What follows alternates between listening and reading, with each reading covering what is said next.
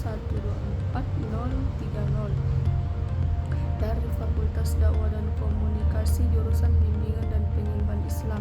Pada kesempatan kali ini saya akan menjelaskan teori kepribadian Jordan Alport atau Freud dan behaviorisme. Mata kuliah Psikologi Kepribadian, dosen pengampu Bapak Dr. Usman Noer, SAG, MAG. Materi pertamanya itu perbedaan Alport dengan teori kepribadian lain, misalnya Freud dan behaviorisme. Yang pertama itu perbedaan teori kepribadian Jordan Alport dan Sigmund Freud.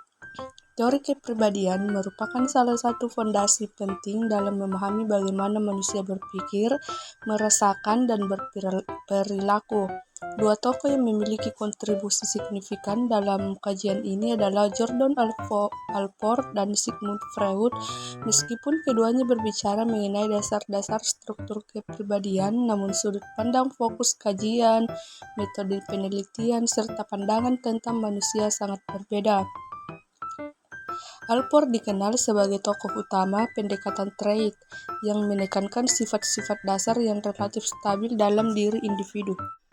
Sementara itu, Freud adalah pendiri psikoanalisis yang menjelaskan kepribadian dari perspektif dinamika intrasikis yang banyak dipengaruhi oleh dorongan bawah sadar dan pengalaman masa kecil. Esai ini akan membahas secara mendalam perbedaan pandangan keduanya dalam memahami kepribadian manusia.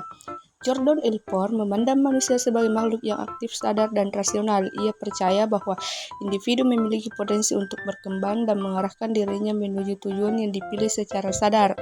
Dalam teorinya, Alport menekankan konsep trait, yaitu kecenderungan psikologis yang stabil yang memengaruhi cara seorang berpikir, merasakan, dan bertindak dalam berbagai situasi.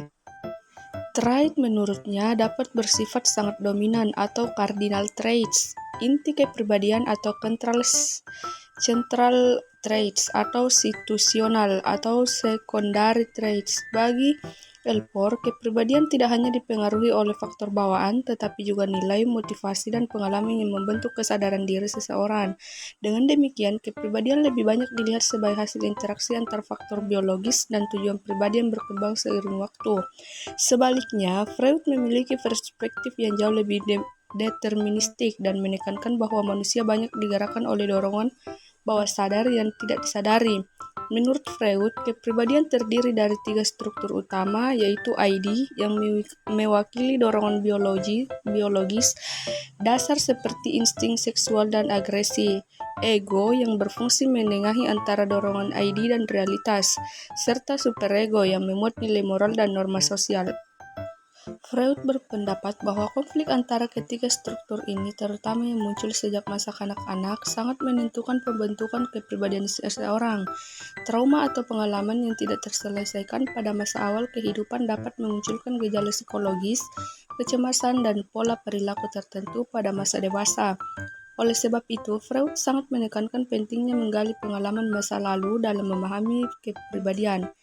Perbedaan mendasar berikutnya terletak pada fokus waktu perkembangan. Alport melihat manusia dari sudut pandang masa kini, menekankan karakteristik kepribadian yang tampak dan berkembang sepanjang hidup. Bagi Alport, apa yang seseorang lakukan sekarang lebih penting daripada apa yang terjadi pada masa lalunya.